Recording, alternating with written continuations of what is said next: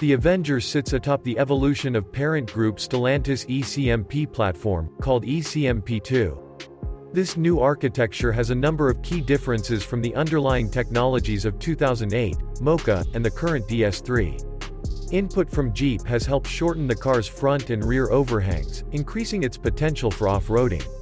It sits taller than the previous CMP model, with at least 20 centimeters of ground clearance.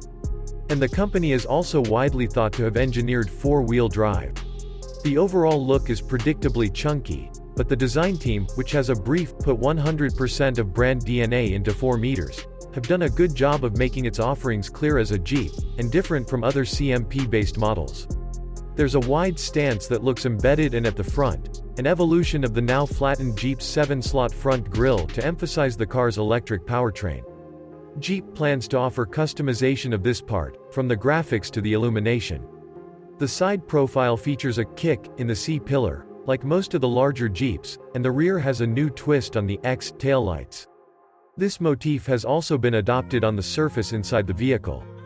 Other rugged features include the headlights that snap back into the mold, for extra protection, and the underbody skid plate, which is made of colored material instead of painted and therefore more prone to scratches and scuffs. The Avenger features an updated version of the Stellantis electric powertrain because in all but a few European countries, it is designed to be a pure electric-only offering.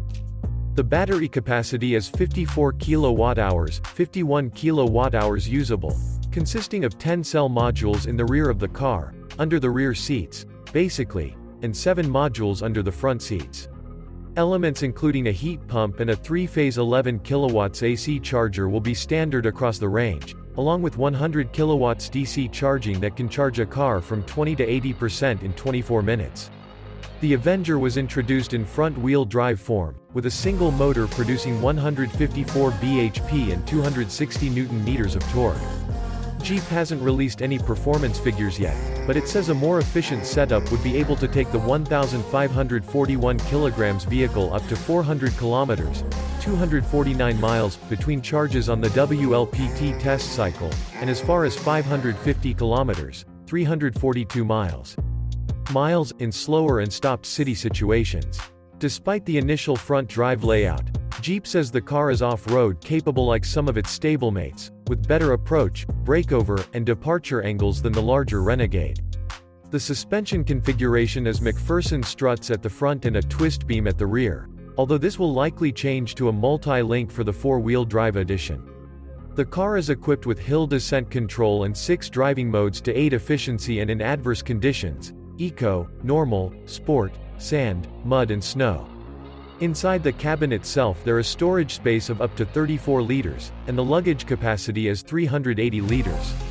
Based on our experience with static display models, the car has slightly more rear cabin space than the Mocha, and decent headroom for 6 feet, although the optional panoramic sunroof might make the Avenger less generous on this score.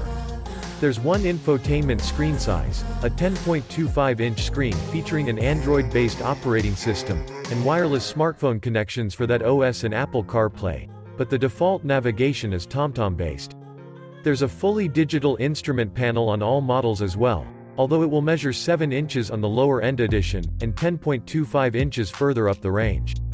The rest of the dashboard controls look clean and tidy, with a simple drive selector switch at the bottom of the center console and a conventional row of buttons for heating and ventilation above. Jeep launched the Avenger with a choice of 7 paint colors and alloy wheels ranging in size from 16 to 18 inches. The lineup will feature Jeep's 3 usual trim levels: Sport, Longitude and Limited, although the company has yet to specify an equipment list for these versions. There will likely be a fully loaded first edition during the first few months of right-hand drive sales as well, based on the SEPC Limited but with exclusive alloy wheels and more flashy interior trim. Customers will also be able to customize their cars extensively through their dealers. Around 100 accessories will be available, including graphics for everything from the roof to the hood and wings, designed to ensure no two Avengers are exactly alike.